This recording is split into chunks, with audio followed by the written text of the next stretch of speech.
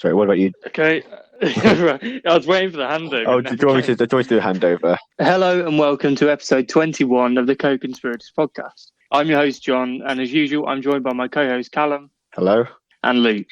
Hi. So before we go any further, a huge shout out to our listeners on YouTube and the various podcast platforms. We're aware that we don't get any real interaction with our listeners outside of YouTube. So any listeners on Anchor, Spotify, Apple, etc., please subscribe to our YouTube channel and drop a comment, or alternatively follow us on Twitter at 3Co-Conspirators or Instagram at Co-Conspirators Podcast and drop us a message there. Now, on to the show. So our topic today has been deeply ingrained in many of our previous episodes, much like how they're supposedly deeply ingrained in society. This episode is about a mysterious group of people that allegedly rule the world, with apparent celebrity members such as Beyonce, Jay-Z and Katy Perry. No, this isn't a pop hip-hop cross supergroup.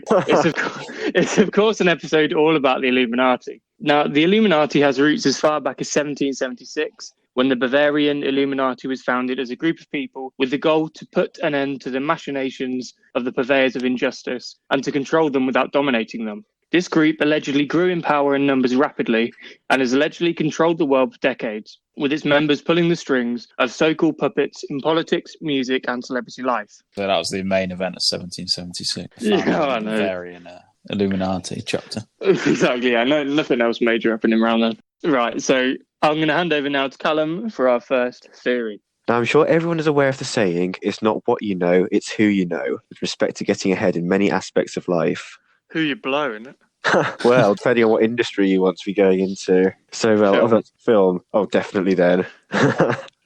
As we're talking about industries, nowhere is this more applicable than the world of work, where nepotism has allowed people to rapidly ascend the career ladder, landing highly paid positions well above their experience grade, based on personal connections within the company or organisation.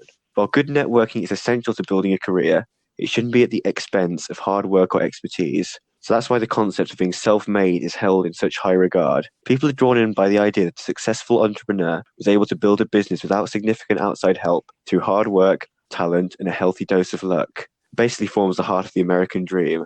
I imagine some of you are wondering where I'm going with this. And no, it's not career advice, nor is it an attack on your stereotypical inspirational Instagram entrepreneur. So I will admit I'm no fan of that particular avenue of so-called businessmen, but that's not the real issue here. My theory concerns one of the richest businessmen in the world, who is no stranger to controversy within the conspiracy world. So any guesses to whom I might be referring?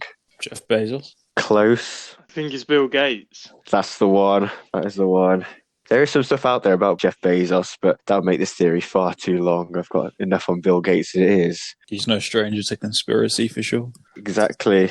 You've got it. So we once again scrutinising good friend of the podcast, Bill Gates, who frankly needs no introduction. Gates has become a celebrated public figure after having built the software giant Microsoft from seemingly humble beginnings and transformed it into one of the world's most widely recognised and powerful corporate entities. This has allowed him to establish a foundation with his wife Melinda, widely considered the largest private foundation in the world, which is aimed at reducing poverty and improving quality of life globally. Their mission statement reads, "All lives have equal value. We are impatient optimists working to reduce inequality." Now that does to me sounds dangerously close to all lives matter, which is not, I think, a very popular saying on the Twitter sphere, that's for certain.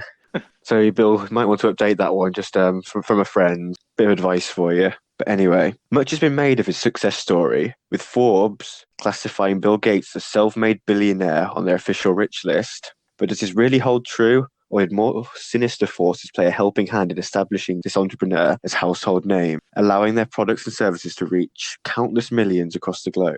It is recognised within the conspiracy world that the Illuminati is a family affair, so this theory might sound a little bit like an episode of Long Lost Families, minus Davina McCall. So, Bill Gates has found himself embroiled in several conspiracy theories recently with regards to his involvement in the coronavirus vaccine and his general involvement with pandemic science, not to mention his father's interest in eugenics and population control. Pretty shady stuff, right? I'll get back to him, but first a little bit more information about Bill Gates' origins.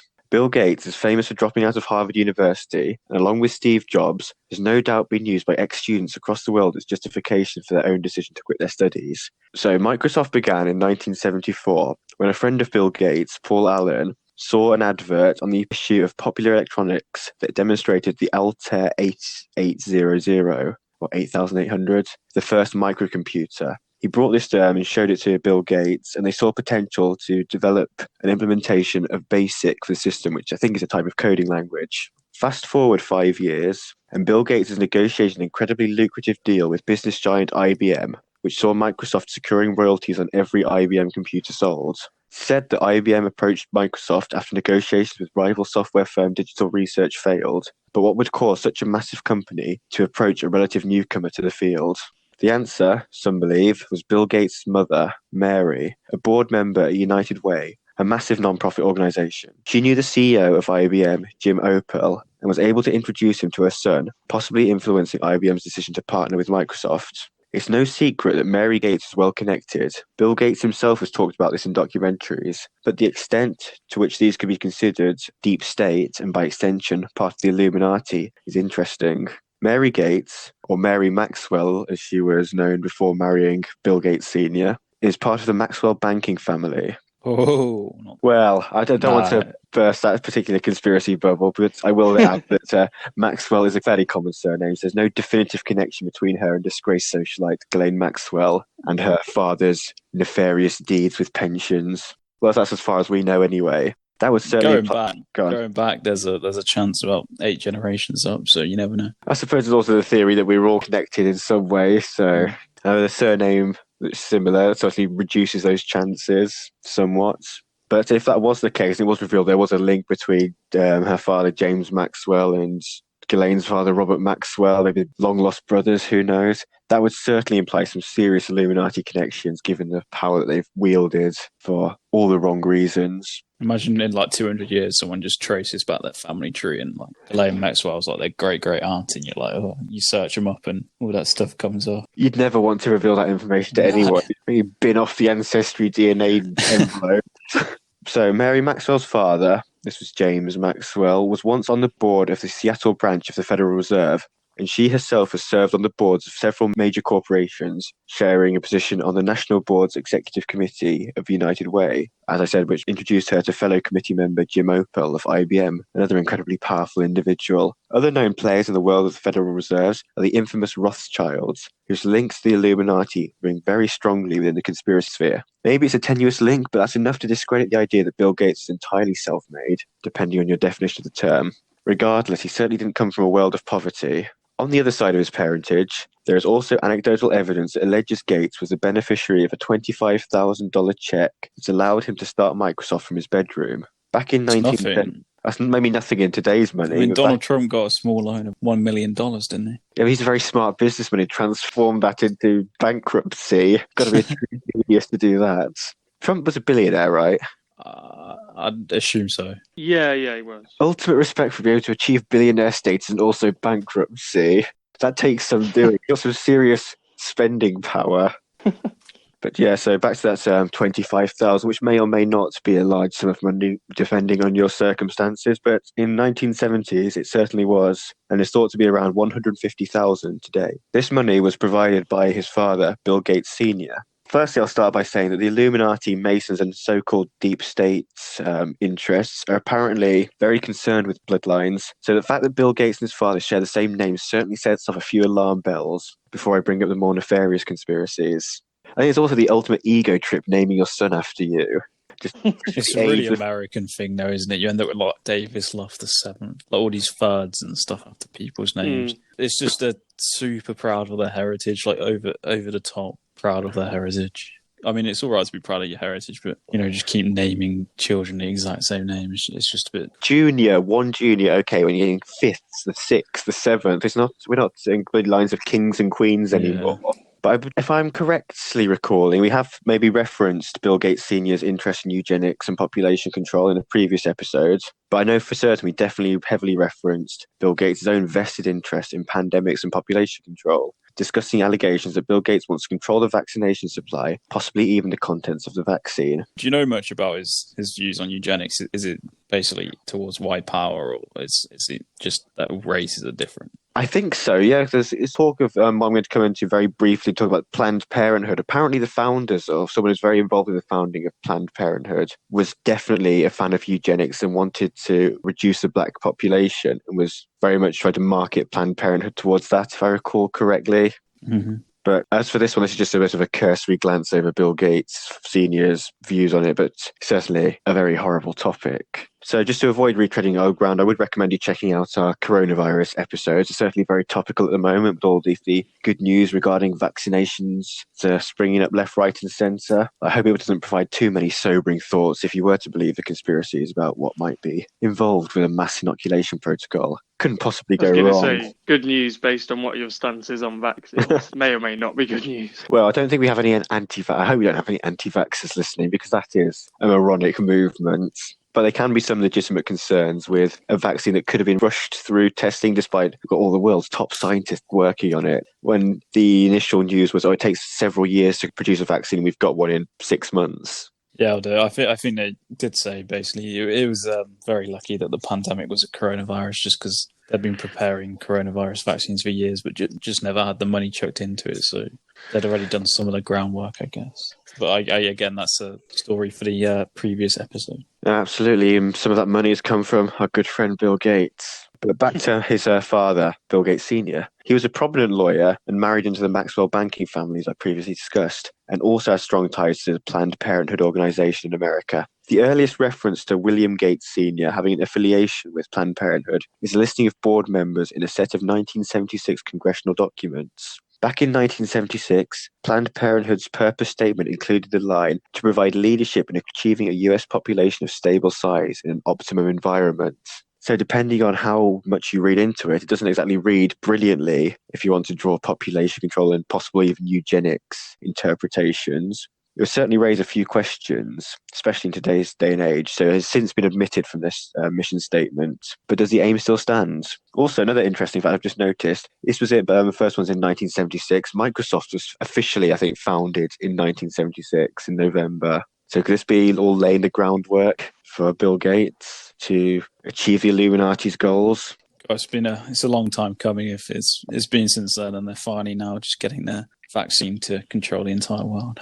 I suppose, yeah. We think, remember, was it the QAnon thing we discussed a couple of few episodes ago? It's all part of the plan. Everything is paving the way for future steps. Doesn't matter if we get things wrong here and there. It's all part of the grand plan. I guess as well, John mentioned in the intro, the first Illuminati chapter was out of Bavaria, and we know the Germans are quite big fans of eugenics, so that would fit in well with Bill Gates Sr. Absolutely, that's why the whole movement became a touchy subject that's been very light on the matter after the Nazis were so prominent. Actually took this research and put it into action. I did not know that supposedly, I don't know if that's a matter of fact, that there was one in Bavaria, but I didn't know it started in Germany. I mean, it doesn't surprise me. What, the Illuminati? Yeah. No, that is real. That part is fact. There was the Bavarian Illuminati that started. It's just the only conspiracy part of it is how far it actually went. Officially, it's just a group of wealthy sort of landowners that didn't like the way their state was run or something, and they tried to influence politicians. But then, obviously, the conspiracy side of it is it went a lot further and extended to the whole world. Well, I'm pretty sure that it's probably a bit of a tenuous link, but I'm pretty sure Hitler announced himself Chancellor, whatever it's called, of Germany and Bavaria. So it could be a link.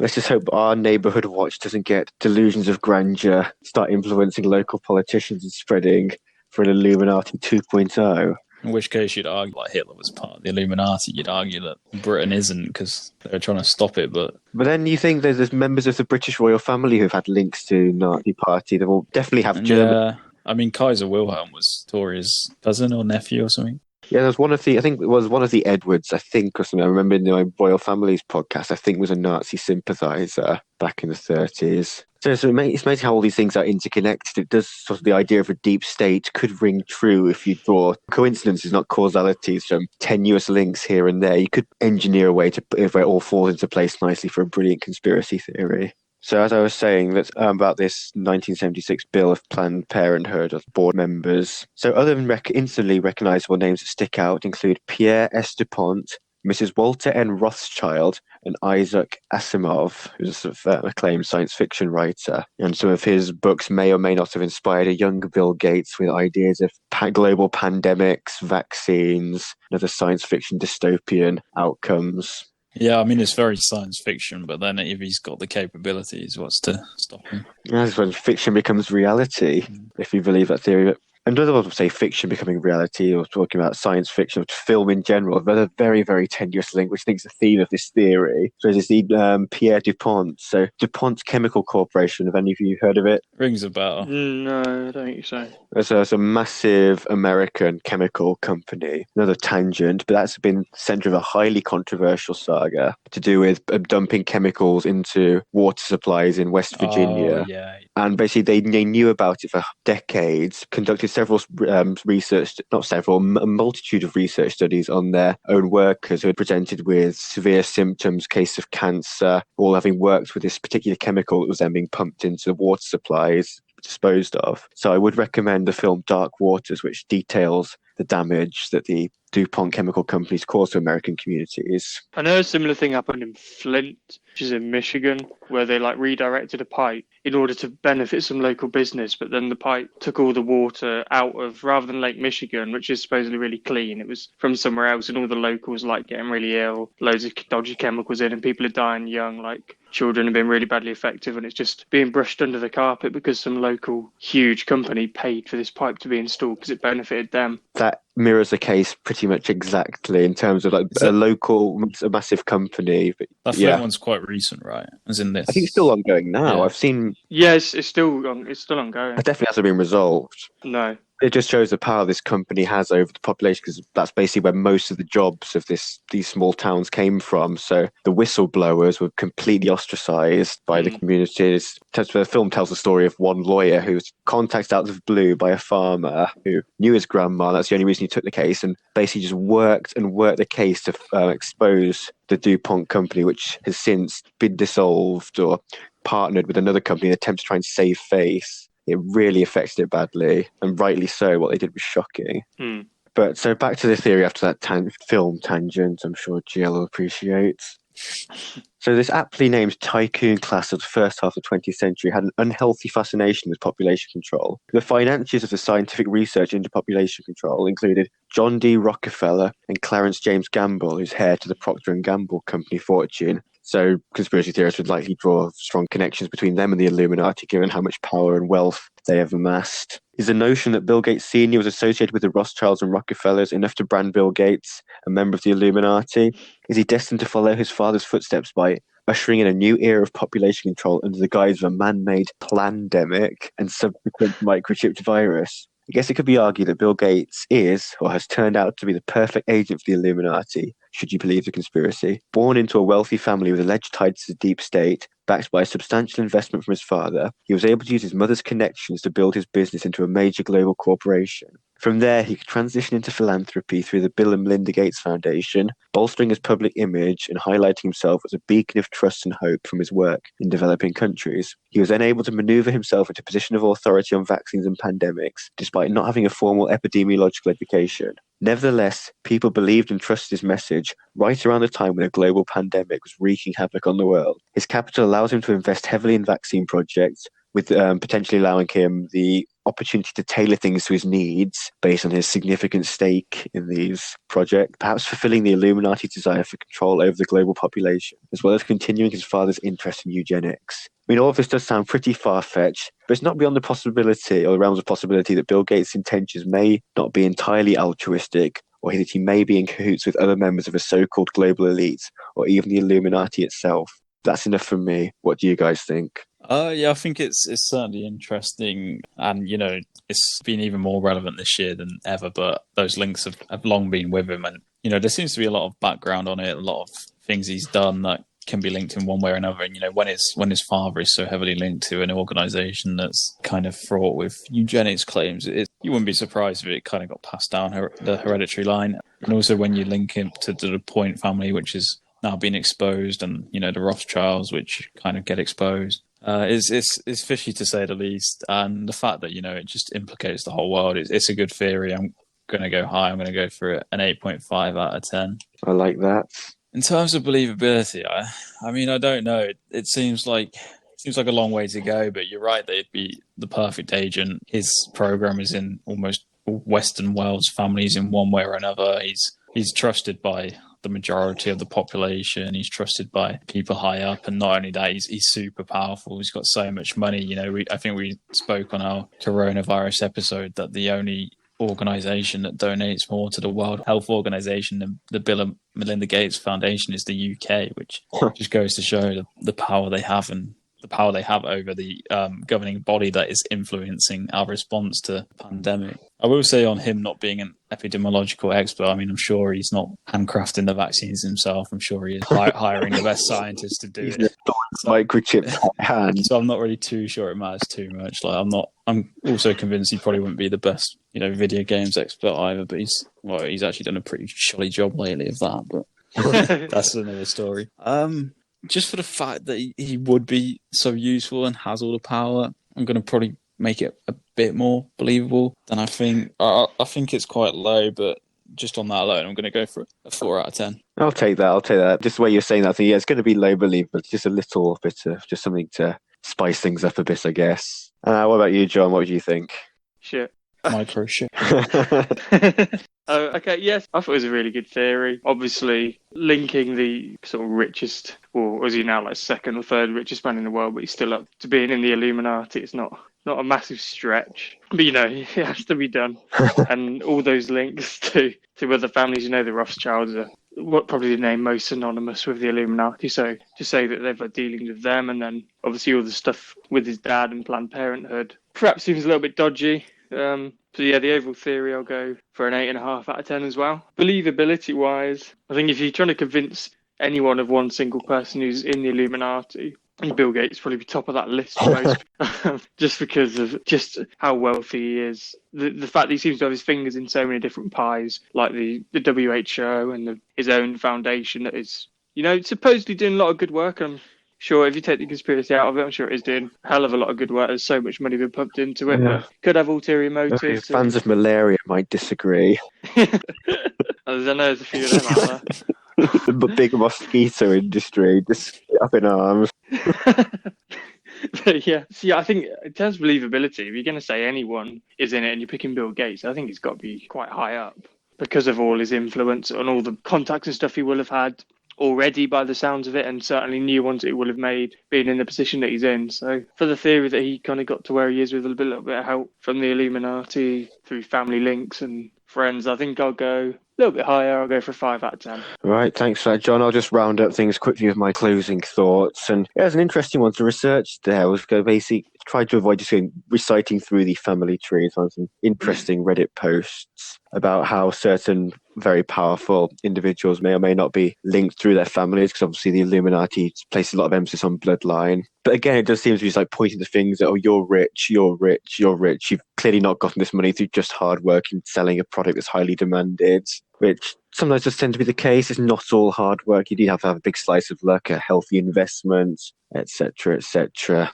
But as we've basically established, there's quite a few tenuous links that sort of hold this theory together. And even though they're creaking under any sort of scrutiny, if you completely deny the existence of an Illuminati or deep state or global elite, the overall theory was quite interesting. There's certain scope to do other members of the Forbes rich list, essentially. So like Jeff Bezos, he's got some interesting family links. As well, if we were ever to do a follow-up episode on the Illuminati. Got any brief synopsis of his family links? Lots of links, I think, to oil, more banking, and also I think one of his members of his family basically invented the internet or was involved in the invention of the internet.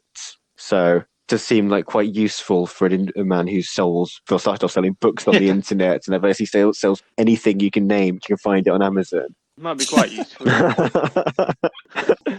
But so yeah, let's just rate it quickly. I'll go for an 8 out of 10 on the conspiracy theory front. But believability, like we've said, we've all said if anyone was going to be part of it, you think Bill Gates behind the facade of altruistic philanthropist, there's got to be something. I think we said in the coronavirus episodes, to be that motivated to make so much money. And also remember, I think it's this planned obsolescence, was it for these Microsoft products, for the IBM computers actually, that basically meant they had to keep renewing or updating their subscription to his products. So it's got to have a bit of a hardline streak. Whether that's enough to be in cahoots with the so-called Illuminati and to be pioneering or advocating for eugenics, maybe that's a bridge too far. It wouldn't be out of the realms of possibility that he was part of a global elite who all meet up in shadowy mountain castles and have drinks around the tables with shark pits in the bottom. If so, Jeff Bezos, you haven't made enough money this year. The feds are onto you for treating your workers poorly. You're in risk of blowing a cover. Press the button, right? You're gone. They meet once a year to discuss how they're running the world, but I definitely count Bill Gates amongst those figures. And there's got to be some, maybe they've all got a group chat or something. Maybe it's not the Illuminati, maybe it's just a rich guy's group chat. So I think I'll give the believability. I'm going to go for a 5.5 out of 10, just on the basically more weight on the fact that he's part of a global elite. And that's enough from me. John, what have you got for us? All right, so my theory is all about Bob Dylan and potential involvement in the Illuminati and maybe with the devil. So Bob Dylan is widely regarded as one of the best songwriters of all time and has been a major figure in pop culture for over 50 years. He's also Spencer Owen's favourite artist. Fun fact for you. Is he really? Yeah, I don't know why I remember that thing. We saw it in a Q&A years ago, and it's stuck with me ever since. I think that's on Bob Dylan's LinkedIn page. But yeah, carry on. Well, it's easy to see why. Such songs like Tangled Up in Blue, Knocking on Heaven's Door and Blowing in the Wind are iconic, and they're so well written, and Bob Dylan is such a good writer that he even received the Nobel Prize for Literature in 2016. I thought about saying the Nobel Peace Prize there. I think this is Music United Nations. So these achievements and Dylan's legacy put the vast majority of even successful musicians to shame, leading some to believe that he had some sort of intervention or dealings. This level of success and fame must come with temptations and helping hands along the way, perhaps from those controlling the world. Ooh. His songs often focus on equality and peace, which many have taken to mean he's in favour of the Illuminati and a one-world government. Not much of a leap at all there. No, an easy conclusion to draw.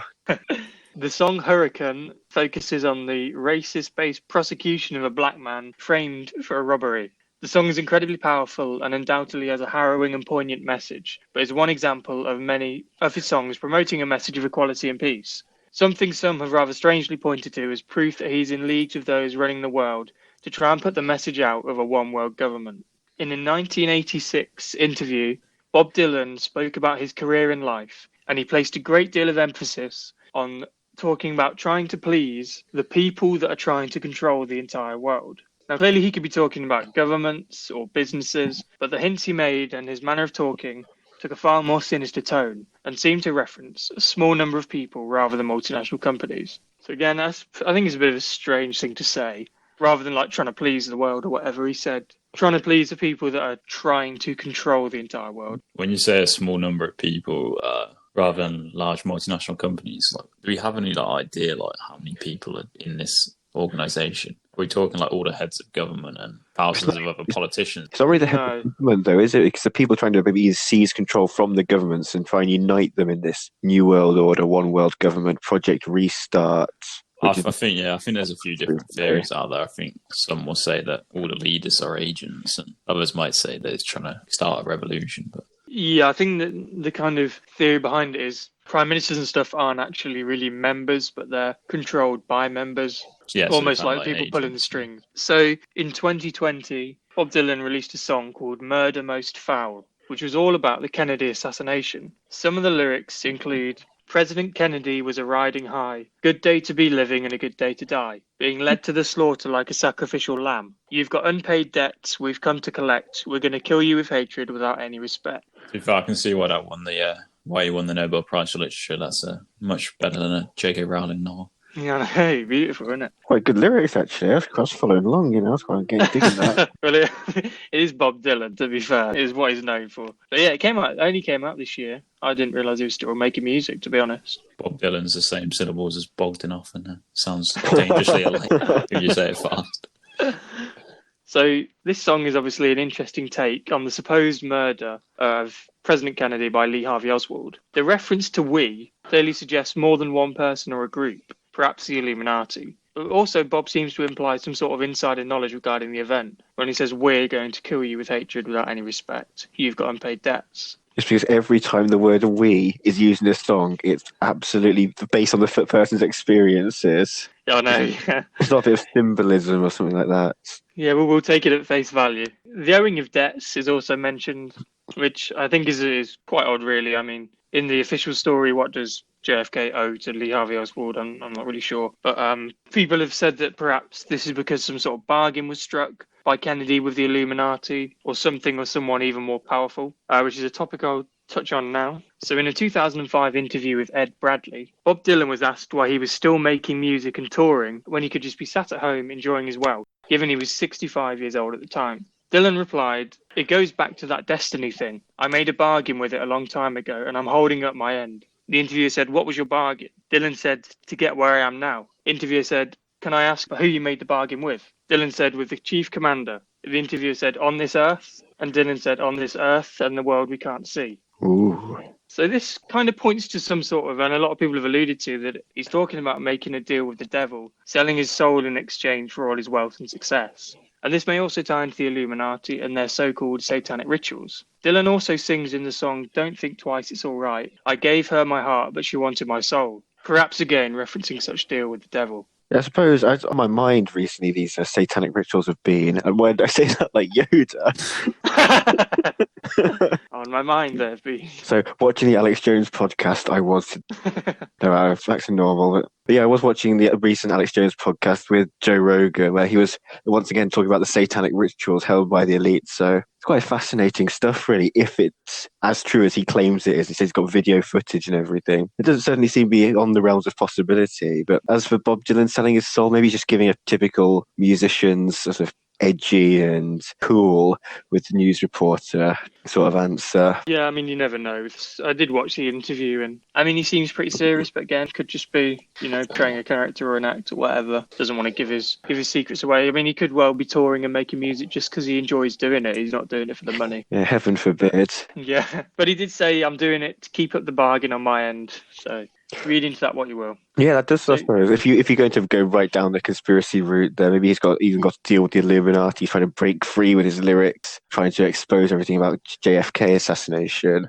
Yeah, exactly. You never know. I mean, there's been rumours of similar things happening in the past. I know when Miley Cyrus went a bit mental for a few months, that was supposedly trying to break free of the Disney Channel that controlled her and stuff. So maybe it's just one step up from that. Yeah, so you've got Disney Plus trying to take over the world, and you've also got the Illuminati. Go for a merger. Watch this space. So as I'm sure a lot of people are already aware, the Illuminati and Satanism are actually kind of already quite deeply embedded in the music industry, or at least allegedly. Some of the most famous examples would be Led Zeppelin's Stairway to Heaven, a brilliant song that is famously embedded with numerous references to Satan and 666. If played backwards, you can supposedly hear, and I mean, I've seen the video and listened to it backwards, and when you have the lyrics in front of you, it's easy to pick out, but I think probably if you didn't have them, you might struggle, but the lyrics kind of say, "Here's my sweet Satan, and oh, I will never be saved because I live with Satan." Mm-hmm. Just to offer a slight counterpoint, I think rock and roll and just rock and heavier music in general has always had a bit of an obsession with darker themes and things, like you say, you got Iron Maiden's 666, Number of the Beast. Absolutely brilliant song. Or basically most AC/DC songs, Hell's Bells, Highway to Hell, etc. Oh yeah, exactly. But I mean, those are two enormous bands. So what's to say they don't reference all that stuff because of deals with the devil or deals with Illuminati, whatever, just honouring them? Well, maybe I suppose Steve Harris said about the Number of the Beast, it was based on a dream he had. So maybe it's foreshadowing or something like that in the dream that he was going to do a deal with the devil. Who knows? That song was a ticket. Maybe Satan's just a big fan of rock.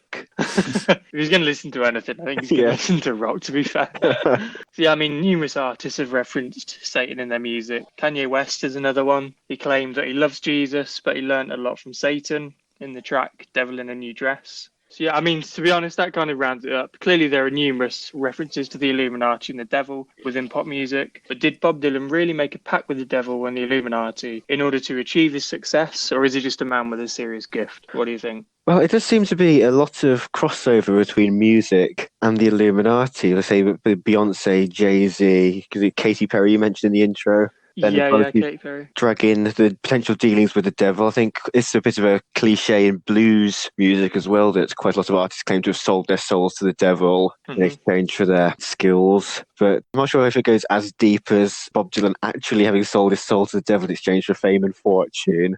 It does seem like he might be betraying his pact slightly if he goes and wins a Nobel Prize. Actually, no, because I'm thinking about the Nobel Peace Prize. No, but then again, the JFK assassination thing, which reminds me that's another topic we'll have to cover at some point. Oh yeah, definitely. Maybe he could know a little bit more than what's going on, because there's certainly a lot of conspiracies involved with that, and I think the Illuminati is front and centre as part of the reason for why he might have been taken out, if you were to believe that there is an all-controlling power behind the scenes. But as an overall rating, I think, again, always fascinating. I do love a music conspiracy, I'm a big music fan myself, so I'm going to go for an 8 out of 10 on this one. It's short but sweet and to the point, it does get you thinking. Very nice. I'm happy with that. And of course, you've got the satanic ritual as well, which I think Alex Jones is basically adamant that have seen videos that he claims to have taken from, I don't know, US government rituals where they're burning things at stakes, dressed up in dark robes and stuff. So it's obviously anything Alex Jones says, you take with a massive pinch of salt, but Yeah. he does stick to his stories. He seems very much... There's no beating around the bush with him. He claims to know what he knows, and he will defend that to the end. So you've got to respect him for that somewhat. I think there's definitely people who worship Satan and do those rituals in the world because it just has to be. I think the only thing you would question is whether it is those same people who are running the world, which Alex Jones seems to think so, but it's difficult to say. It's difficult when you link every single problem back to those blooming globalists, and then by extension the New World Order, and then by extension again the Illuminati. But that's certainly coming into the forefront now recently with news about conspiracy about this Project Reset, which is involved with coronavirus. But again, that's another topic for another episode. But as good a conspiracy as it was, I might have to take the believability quite low on this one, just because while there is a church of Satan, Satanism is a religion, and lots of people have a fascination with the occult, I'm not sure that I could say that Bob Dylan would be a perfect candidate for having sold his soul to the devil, partly because I'm not sure the devil actually exists. And maybe even the Illuminati. Maybe the Illuminati is a little bit more plausible, but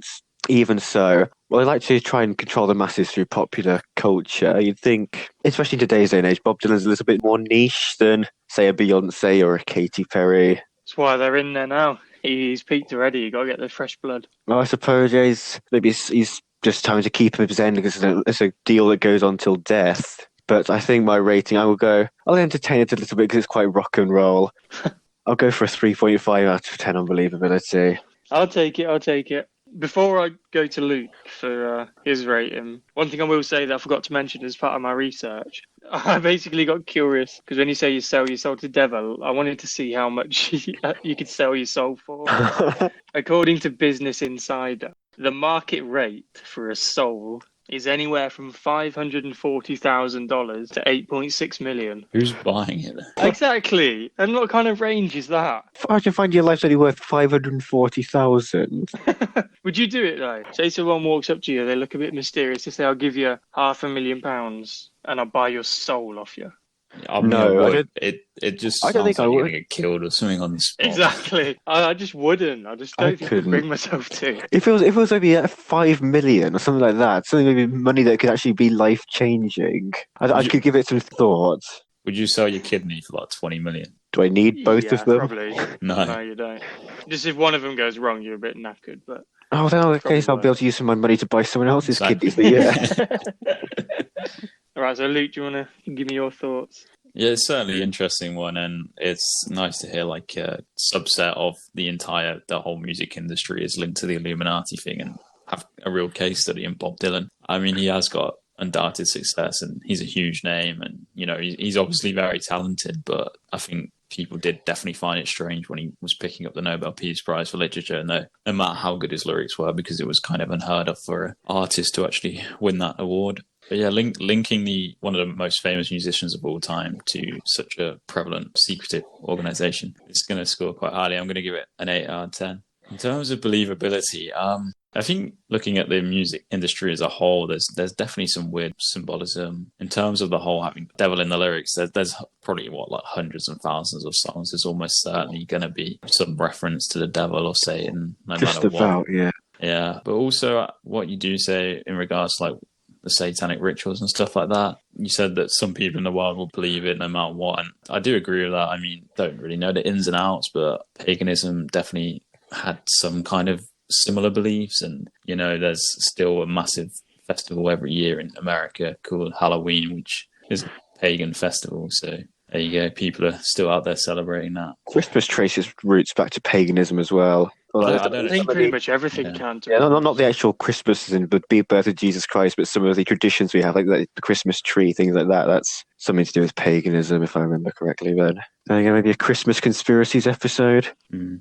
I could see it being relatively believable when you throw the devil in there. I find it less believable because I just don't believe in that kind of stuff. But the fact that he could have someone kind of controlling him, it's that interview sounds weird where he's basically just talking about, he's sold his soul and he's got to do it because he owes them doing his part of the bargain. I'm going to score it a 3.5 out of 10. Not bad. I'll quickly give my thoughts. I quite enjoyed this one. Like Calum said, it's quite a rock and roll theory that one of the biggest artists of all time is only there because he sold his soul to the devil. And also reminds me of a really good Simpsons episode, so I liked it because of that. Yeah, I know that one. He's the paper, right? It's a classic. Yeah. It's so good. So I think I'm going to give it an 8 as well, actually. Believability-wise, I think definitely some of the stuff he says, and it was a weird topic talking about Kennedy, which, again, talking about owing debts and stuff. Sounds like he might know a little bit about what happened there. And also, obviously, the interview, talking about a bargain regarding his destiny with the chief commander on this earth and the world we can't see. I think it's almost poetic in the way he says it, but it doesn't really mean anything if you ignore the devil part. So a bit odd, unless he just means it's his fate or whatever. I'm not sure. But yeah, I think there's always going to be references to the devil in music, not least because it's seen as quite a rock and roll, anti-establishment almost thing to do. So believability, I'll go a little bit higher and I'll go for a 4 out of 10. I'm now going to hand over to Luke for his theory. Yeah, thanks for that, John. So my theory actually kind of ties in with the overall Illuminati theory that, they're trying to control the world and the world leaders are all agents of the Illuminati. But my focus is kind of on the EU and Britain. So the theory is that the EU is run by the Illuminati. And, the politicians all know this and they're all agents of the Illuminati. But a number of British politicians have fought back by encouraging Brexit and also offering help to Hong Kong as they fight the Illuminati in China. Right, I'm convinced already. No need to say any more. So the theory is, obviously, as we know, the Illuminati wants the world to be integrated so that it can easily control the masses. For this, of course, a country like the United States is optimum because it's so well integrated. You've got this massive landmass, so many people, and it's all integrated under one leader. And obviously, so is China. The two largest powers combined have just one leader each. The European powerhouses, on the other hand, were all separated, and so a system to integrate them all was needed. The Illuminati seek to expose its power over Europe right from its home, as John mentioned in the introduction, in none other than Bavaria, Germany. Also now with Joe Biden's election, if you believe the allegation against his son Hunter, China and the US could be working even more closely in the future. There we go. Much more close than we really know. They might seem like rivals on paper, but, if you delve deeper into it, it's not the truth. There's got to be something like competition, whether that's not actually competition. I'm trying to remember back to economics. But... Collusion, what? I mean, game theory? I think game theory is what you're going with. It basically is collusion, isn't it, at the end of the day? You mean they have to work together working together? Tacit collusion. That's the one, I think, yeah. Yeah, the one without saying anything. Yeah. But yeah, so right from its home in Bavaria, Germany, Adolf Hitler in World War I served in a Bavarian regiment. And in 1923, Hitler and his followers staged the infamous beer hall putsch in Munich, where he announced himself leader of Germany and carried out a failed takeover of the government within Bavaria. So you say beer hall putsch? I don't know what the German word is. It sounds like some rounds of beer and some putting. Yeah, his first name's really beer hole. That's like a nickname for a rugby player down a pub. Wait, he staged a beer hall putsch. It's not a name. Oh, I thought you said his name was. I was going to say. So he basically staged a round of mini golf with the lads on October. They were in a beer hall in Munich. They clearly had a couple of pints, and he announced himself leader of the Nazi Party. Killed a few Jewish people, and then tried to take over Germany. I promise I won't get all political. Beer hall putsch. Couple of steins. 3 drinks later. Yeah. I am now the leader of the Nazi Party. So yeah, from here the plan was to integrate Europe and further the world under one rule.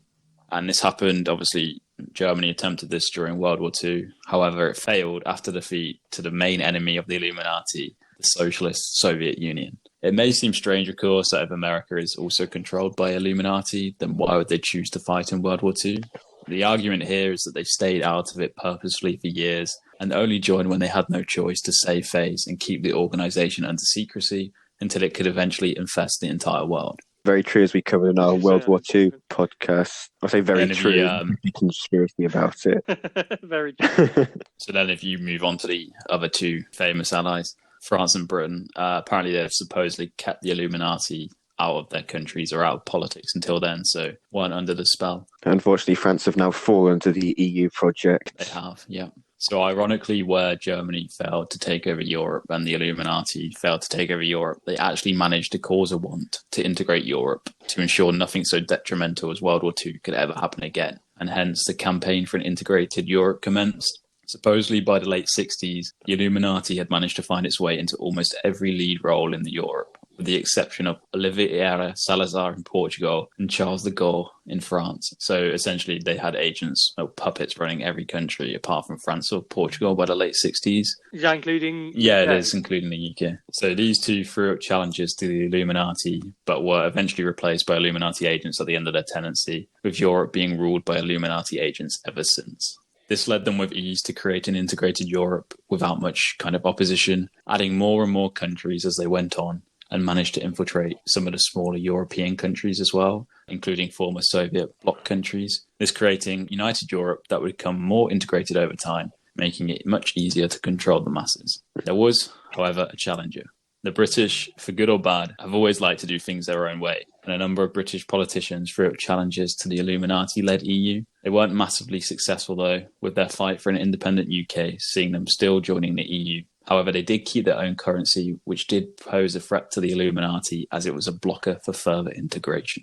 The Illuminati had long recognised that the UK was going to be a challenge for its ambitions, its distaste for Germans, Europeans' distaste for Britain, its longing for freedom and preference to control others rather than be controlled was going to be an issue. Despite this, the Illuminati had some control over Parliament, and obviously the leader was an Illuminati agent. And in the 60s, the Illuminati decided to build an entire town dedicated to be Europe's modern Illuminati headquarters. A town that was built in the 60s in the UK. Yeah, you guys going to throw any guesses at what this Illuminati Europe headquarters is? There's an entire town in the UK who are the headquarters of the Illuminati. It's its only purpose. And it was built in the 1960s. An entire town just built out of scratch. I don't know. It's now got a population of 250,000. Would we know it just as a town in England? Yes, you would definitely know it. Royal Leamington Spa. No, it's nearby. Nearby. Do you not know a modern town in England nearby? I don't know many towns in England, full stop. All right, I'll just give you the answer. It's none other than Milton Keynes. Oh, right. Oh, wow. The town, as I mentioned, was built almost from scratch. It now has a population of 250,000, a large football stadium, and a university, just to make sure it fits in and looks normal. There are, however, a number of out-of-place pyramids in the city, an ode to the real founders. Also, as John mentioned, the Illuminati may have been born out of Bavaria, but is strongly infested in the USA, which obviously explains the US's very quick switch from Russia's close allies in World War II to sworn enemies in the Cold War, taking on the enemy that Germany failed to beat. And as John mentioned in the intro, it's also believed that the CIA is led by the Illuminati, and that this theory basically says it's actually the CIA who helped build Milton Keynes and uses its headquarters regularly. I don't know if either of you know, but Milton Keynes is actually a grid system. Grid system? No roundabouts? No, actually Milton Keynes has load of roundabouts, but it's a grid system, like America. Yeah, if you look at a map of Milton Keynes, it's a total grid. And that's apparently because the CIA built Milton Keynes. I get confused. So what do you mean? What do you mean? Like a block system, just all crossroads? It's just like, yeah, it's like literally... Well, they're all straight. Yeah. Right. Did you not know that was a thing in America? Oh, wow. No, I didn't know that. Yeah, so literally. Blocks and stuff. Please tell me the people of the Milton Keynes population don't refer to them as blocks as well. But yeah, when you look into it a bit deeper, there's actually a very famous CIA project called Project MKUltra, better known as the CIA Mind Control Program. It's the code name given to a program of experiments on human subjects undertaken by the CIA, which were intended to identify and develop drugs to be used in interrogations in order to weaken the individual and force confessions through mind control. Obviously, very intelligent people have worked out that the MK in Project MKUltra refers to Milton Keynes. Well, to be fair, it can't stand the mind control because that'd be MC. Good point. And that means something else in the rap world. Yeah. MKUltra sounds like the rap artist ever, to be fair. Isn't MKUltra a song or a band anyway? Or have It's I a got this? CIA mind control program. Yeah, it does ring a bell, to be fair. It will have been named after the government. Throw the bloody Mandela effect. So yeah, here you There have this American town with a grid system in the UK with lots of pyramids, lots of roundabouts too for some reason, but it's the Illuminati's headquarters and it's carrying out a project to try and force confessions through mind control. And it's believed that the reason for this is kind of like, to catch politicians out and have something to hold over them so that you can use them as your puppet. And it's also believed it was used to train agents for political assassinations. And it was here where CIA agents were trained to assassinate Ronald Reagan, who apparently alongside JFK was the only president not to be an Illuminati agent. However, obviously, JFK did get assassinated, which Bob Dylan kindly stated, but Reagan's assassination attempt was a fail. What actually happened with that? Can you just off the top of your head, do you remember? I don't recall any information about the Reagan assassination attempt. I've never really come across it, I think, until this podcast, actually. To be honest, I don't really know what happened. I just know, didn't someone break into the White House or something? Or was that Obama? Obama broke in? When he wasn't there or something. Within the Milton Keynes headquarters, the Illuminati could monitor the UK, while the rest of Europe happily got on with becoming more and more integrated. Even though they were led by Illuminati agents, most European countries and the masses could benefit in some way from the EU, and so it was advantageous and the people were happy to join, often with little resistance. Obviously unbeknown to supposedly signing up to be controlled.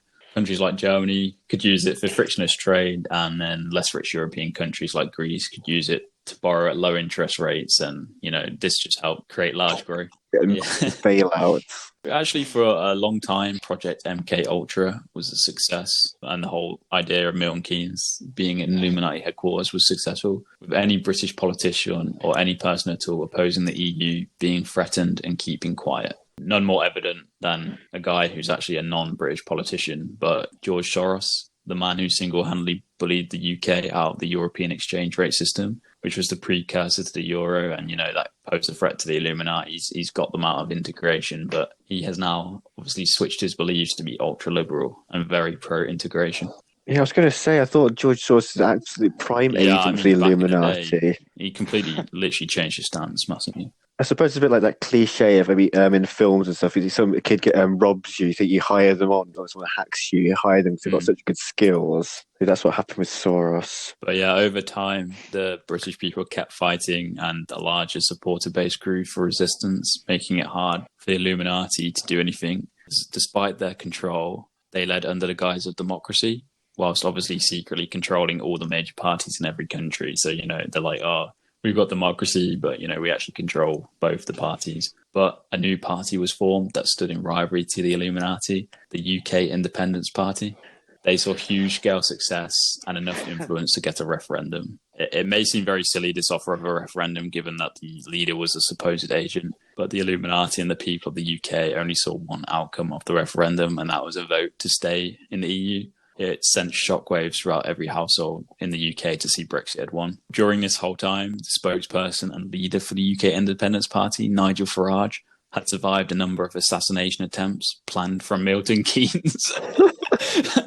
Most famous of which you'll know is a plane crash in 2010, which he survived. Sheds a new light on it now being an Illuminati assassination attempt. But I suppose they have got previous, you think, if you're going back to the Flat Earth one, if it's the CIA, so that guy did his rocket crash. There's definitely a pattern emerging there. So yeah, Nigel Farage is a very controversial figure in the UK, but whether you like him or hate him, it's almost undeniable that Brexit could have happened without him. And so wiping him away would have probably answered a lot of the Illuminati's issues. So just on assassination attempts again, so don't tell me the guy who threw a milkshake at you. That was what it's yeah. So after Brexit, the Illuminati tried to insert the influence it has in every other European country to block any Brexit deal. Conservative MP Jacob Rees-Mogg even stood up in Parliament and blamed the Illuminati for Brexit talks falling apart, indicating he strongly believed they were controlling the EU. This is not even like a lie. He genuinely, in Parliament, accused the Illuminati of trying to block Brexit. Crazy. A politician saying that. It's mental. And I mean, I'm sure he knows like most of the politicians across the major European countries. So he's accusing people he knows of being in the elite. Pulled back the curtain for us all. And then as well, even opposition party leader Jeremy Corbyn backed a mural in London which depicted the Illuminati playing board games on a board which is carried by the masses. It's worth noting that despite being far left, Corbyn kind of refused to take a stance on Brexit, with many signs indicating that he was also anti-EU/Illuminati, which would make sense given the Illuminati are very anti-socialism. Question now would be, does the Illuminati need Britain? And the answer is probably no. Controlling the USA, China, and the EU means the only big lines of resistance would now be Britain and Russia. An Illuminati-led China might seem ironic considering its communist nature, but it's actually the Illuminati's finest work. Under the guise of communism, they managed to build one of the world's most capitalist countries, whose population kneels blindly to whatever the government does and is incredibly easily controlled. Whilst Russia is still standing, German and American-led campaigns against the country have seen it suffer greatly. If Britain continues to oppose the Illuminati, will it suffer the same fate? What do you guys think? Wow, that's what I'm going to say first and foremost. That must be one of the best conspiracy theories we've had on this podcast. So I'm definitely going to score it very highly. I just find it so funny.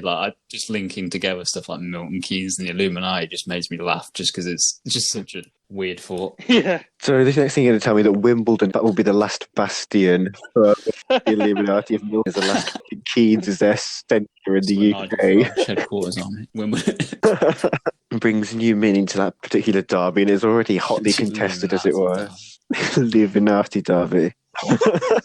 Get the BBC Sport on the phone. We've got a new name for it on the newspapers. Yeah, so of course, so many different things you can draw from that theory. This has obviously the Illuminati being the central thing. We lump in Brexit, world wars, foreign collusion. We say it quite often on the podcast, but this theory has everything and more, I think, given it's a particularly close to home one. So I think I'm going to go for, don't do this very often, I'm going to go for a full 10 out of 10 on this one. I really enjoyed hearing about it. Is this one you found on the internet? Have you made it up, or is it a bit of both? It's a bit of both. It's like piecing together a jigsaw. Like I found bits and pieces and just kind of chucked them together to make one big theory. Like the thing with Nigel Farage, I made up the assassination attempts, but he did actually have a plane crash. Yeah, I mean, it wouldn't be beyond the realms of possibility for some conspiracy theorists to link the plane crash if they believe the rest of it and they put the pieces together as you have. But on the believability front, there are certainly some elements of the Illuminati that could be observed from the EU's growing power. I think as well, the thing that was most damning for me is kind of the first thing I actually found out when I was researching this is Jacob Rees-Mogg standing. I know he's not deemed in very high esteem by a lot of people, but the fact that he stood up in Parliament, which is such a big deal, and blame the Illuminati is saying something. And also Jeremy Corbyn recognising the Illuminati as well. Yeah, one thing about Rees-Mogg, you can knock him all out, but he is principled and he will stick to his principles. So big up for the big man for shouting down the Illuminati and trying to protect us all, whether we want it or not. Hear any stories about Jacob Rees-Mogg having, a car crash or anything like that, know where it's coming from now. For sure. Don't want to make this about Brexit and anti-EU and stuff, but there are certain elements of the EU that could be deemed definitely trying to usher in more of a one-world government. Because I think there have been some of the rhetoric that's come out of there in recent times, especially with Britain threatening to leave and then leaving, doesn't paint them in a good light if they want to deflect away from potentially being part of the Illuminati. So the believability, even though it is a theory that's been pieced together from a lot of different ones, it's not as low as it could be, in my opinion. When you do hear the EU talking about sort of an EU army and make it even harder for other countries to leave the way the UK have, and that it is controlled by Germany and that Angela Merkel may or may not be the granddaughter of Adolf Hitler. Taking all that into account, of course, the very compelling evidence that the MKUltra is actually Milton Keynes, and that's where the CIA is training agents. And clearly haven't trained them to operate on the UK's road system. They've had to simplify it a bit and build the grid system just to make sure they're a bit more familiar on home turf. Taking it all into account, maybe a little bit of wishful thinking as well, because I say I wish for an Illuminati to be real. It would certainly explain a lot of things if the Illuminati was to be revealed, to be actual existence. I'm going to go for maybe a slightly generous 4.5 out of 10. I'll definitely take that, yeah. What about you, John? Yeah, I think same as Calum. I really enjoyed that one. You lost me a little bit at the beginning with all the Germany stuff. As soon as I got the pub or whatever the thing was called, but then you very much brought me back on board with the whole Milton Keynes thing. And I've always wondered why the MK has not been my MC for mind control, so that one ticked off. Yeah, and again, the thing I found quite compelling, although I wasn't aware of the grid system stuff, the fact that he said, it's an American thing, and provably by the fact that I hadn't heard of it, it's not really a thing over here. But the fact they have it in Milton Keynes, does it mean the CIA built it / the Illuminati? You never know. It wouldn't surprise me. Big fans of pyramids as well. It's so annoying, like really triggered by the grid system. Like if you just look at a map of New York, you'll understand it. It's literally just straight lines. It's horrible. Yeah, that is weird. I mean, it's done well. The worst thing about it is have everything even linked more up. triggering is when I was in New York, I was still getting lost despite everything just being like straight. I suppose when you build a city or a town from the ground up, just all at the same time, not like most British towns that sort of just merge and build and expand. If you set out to build somewhere, you can set in a nice orderly grid system. Exactly. Like Milton Keynes. So yeah, I really enjoyed the overall theory. So I'm going to go high as well. I'm going for a 9 out of 10 on that. Really enjoyed it. Believability-wise, again, sort of as I touched on, I think the whole MK, so it sounds far-fetched, but it's as good an explanation as any I've heard. And I like the idea of the Illuminati controlling, the whole of Europe and maybe even the world, but having their headquarters in Milton Keynes. There's something very likeable like that. I've warmed to the Illuminati with that one. So yeah, believability is quite difficult. To give it one, I'll be generous and go, because you're kind of assuming, the Illuminati do exist, do run Europe, did struggle taking over the UK, and then you also got that's difficult enough, and then you've also got to assume Milton Keynes is ahead of it all. So I think I'm going to be very generous, 3 out of 10. Just to give my thoughts, I found this one really fun to research, and I was going down a bit of a rabbit hole, like finding other things and kind of combining them into this theory. So yeah, it's definitely hard to give a believability score because it's a load of theories kind of chucked together to make one big theory. But just because of how fun it is, I'm going to give it a 9 out of 10 in terms of a theory. In terms of believability, yeah, I mean, it's, as John said, it's linking so much together. Like, I guess you could argue the kind of EU run by the Illuminati is just basically how believable you think it is that the Illuminati exists, full stop, and like how much power they actually have. But then when you link in stuff like, Brexit's happening because people are trying to form a resistance against it, Russia is also a resistance to it, then it kind of tails down a bit in the believability. So also, does the Russian being against it, does it could explain the Russian interference with the US elections? Yeah. And their interference, don't forget about their interference in Brexit. That defies it though, doesn't it? Because if they're interfering with Brexit and they're against the Illuminati as well, they'd want... Oh no, actually, they're going to interfere in Brexit. Okay. That bumps up the believability. Oh, definitely. One thing I will say is I've really never liked Milton Keynes. I've always had a bit of a hatred for the town. I do think that is because of football reasons. So for those of you not familiar, basically Milton Keynes football team just picked up a team from London and moved it to Milton Keynes, and then all the fans in London lost their football club. So any football fan in the UK hates Milton Keynes. But just to find out they're hiding the Illuminati and trying to take over the world just makes the town a little bit worse, to be honest. Yeah, so that explains my Illuminati derby little argument for more context. Yeah, I think overall it's not the most believable theory, so I'm going to go for a 2 out of 10 on that one. I think that wraps up all our theories now. It's been an interesting episode, but over to John, who's going to go forth with a game of conspiracy. Thanks for that theory, Luke. So now we're going to move on to our fan favourite game, Conspiracy. Now, for those of you who are new listeners or perhaps haven't listened this far before, Conspiracy is a little game we play at the end of every episode where basically I list 3 theories. 2 of them I've found somewhere on the internet. Doesn't necessarily mean they're true, but somebody somewhere believes them or has written them down. And then the other one I've made up myself. And the job of the other 2 co-hosts is to sort the one I've made up from the 2 that I found online. So we'll go straight into it then. Theory number 1. Beyonce was taken from her parents at childhood by the Illuminati and made into a pop star.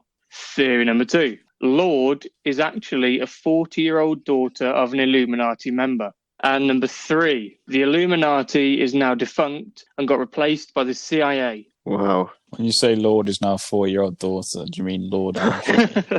Exactly, yeah. So, yeah, I was waiting it's after her Lorde. Then I realised I was a singer who hasn't anything to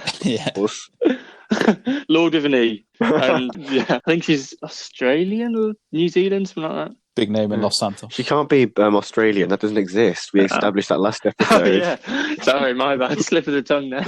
Must be from New Zealand. Have you got any more detail? Yeah. So do you want me to just go through them in order? Okay, so number one is, firstly, I will preface this by saying there's not a great deal of info on any of them, but I'll give you what I've got. So Beyonce was taken from her parents at childhood by the Illuminati and made into a pop star. Now, I don't know whether you've ever seen a Beyonce gig. She did the Super Bowl halftime, was it last year or 2 years ago? But, yeah, I remember the memes from that. That's about it. Yeah. So yeah, in her live performances and in her music videos, she makes like a triangle symbol with her hands. Don't know if you've ever seen it. Yeah, I find it easy online. You mean, yeah, I know what you mean. Yeah, so this symbol obviously is quite an obvious link to the Illuminati there. It's supposedly, the actual reason is that it's Rock Nation, which is Jay-Z's record label. It's like symbol for them, so that's why she does it, because obviously she's married to Jay-Z. But yeah, that's kind of one of the main reasons. She seems to have a lot of triangle imagery in a lot of stuff she does. There was also a bit of fallout from this. So basically, if you remember a few years back, there was tension between Jay-Z and Beyonce's sister, Solange,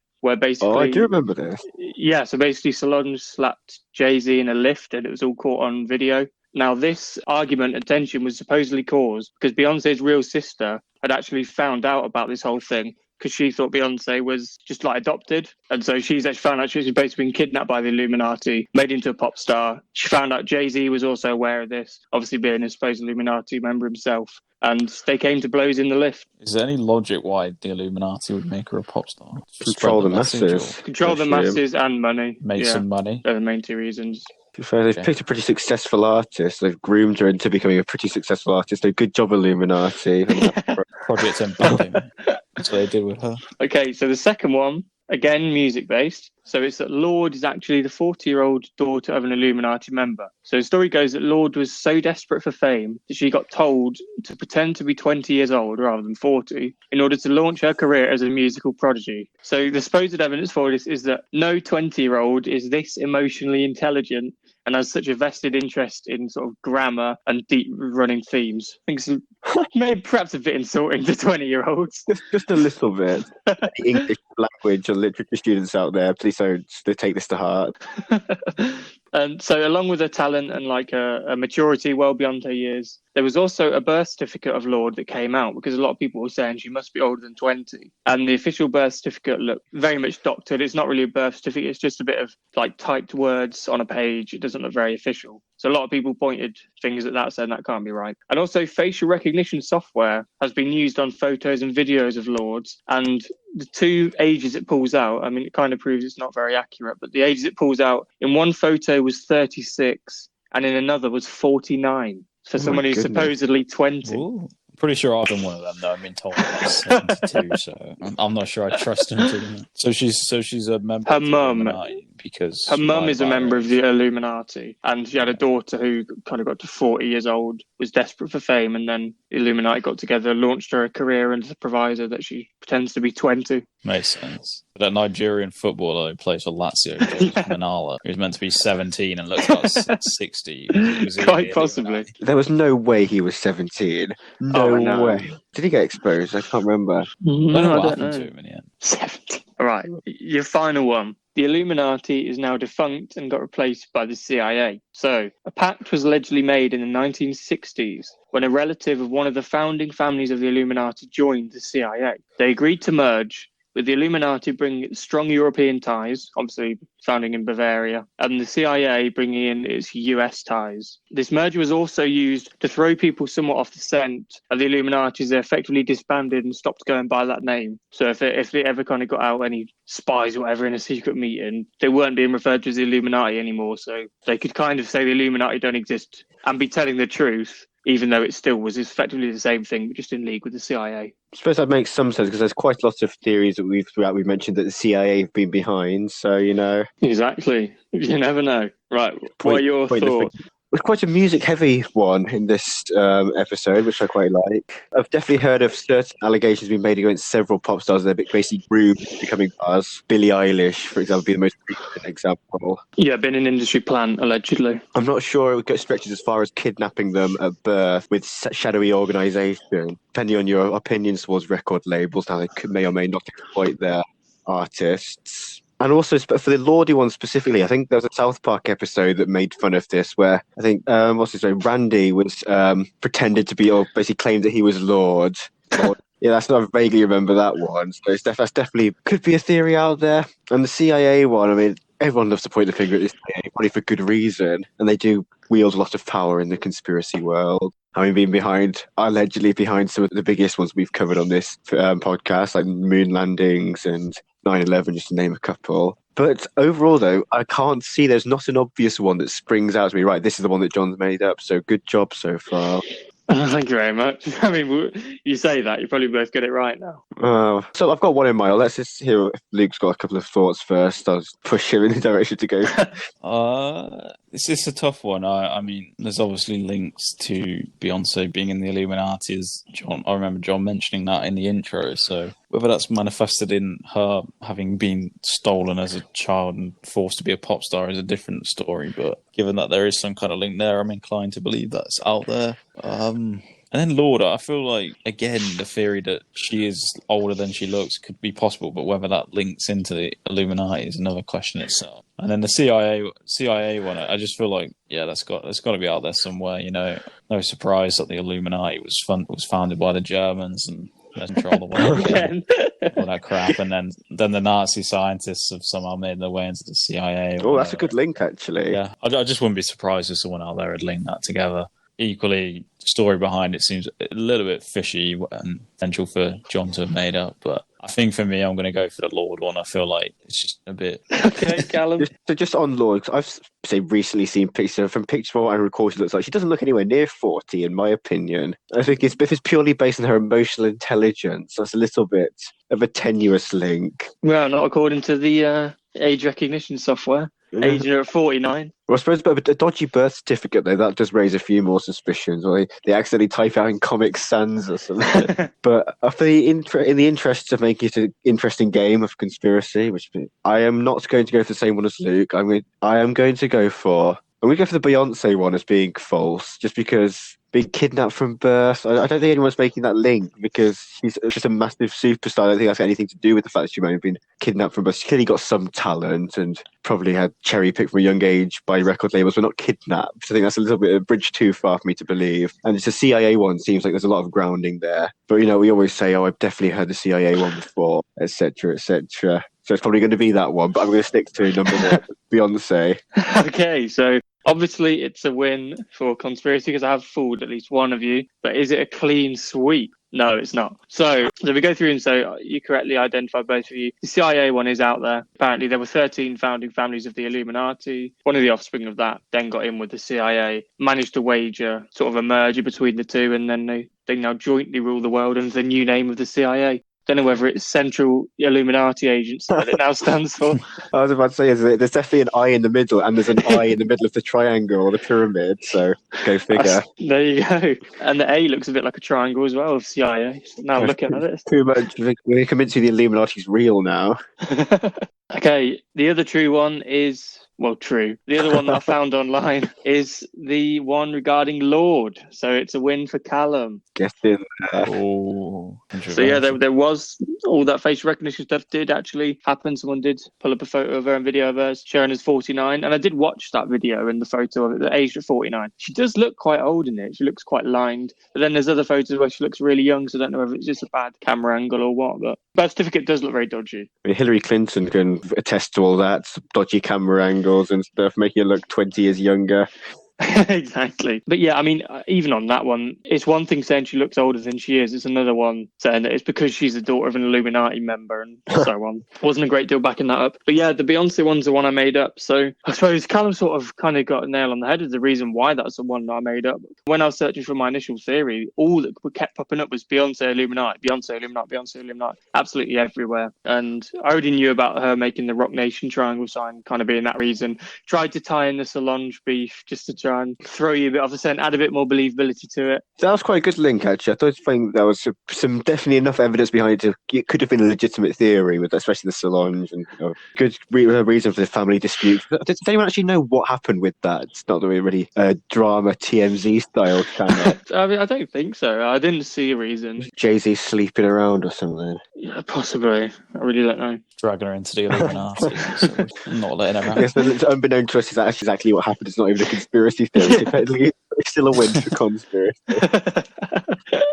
But yeah, so well done to Calum. He takes the win on that one, and as does Conspiracy. So that rounds off our episode, I suppose. Thanks everybody for listening. Hope you enjoyed it. And yeah, keep challenging the status quo.